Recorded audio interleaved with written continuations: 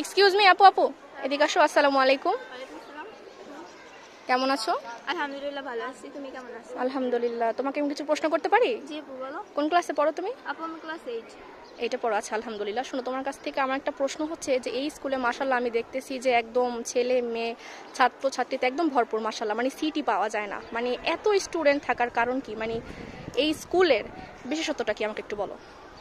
যদি বিশেষত্বের কথা বলা হয় তাহলে হচ্ছে আমাদের মদিনা স্কুল হচ্ছে ঢাকা বিভাগের মধ্যে 1 নাম্বার স্কুল, আর শহীদপুর বিভাগের মধ্যেও 1 নাম্বার স্কুল। আমাদের এই স্কুলটা হচ্ছে ঢাকা বিভাগের ভেতর যেই শ্রেষ্ঠ প্রতিষ্ঠানটা ছিল বেকারুন্নেস স্কুলের সাথে বিতর্কেতে আমাদের স্কুল ফার্স্ট হয়েছিল।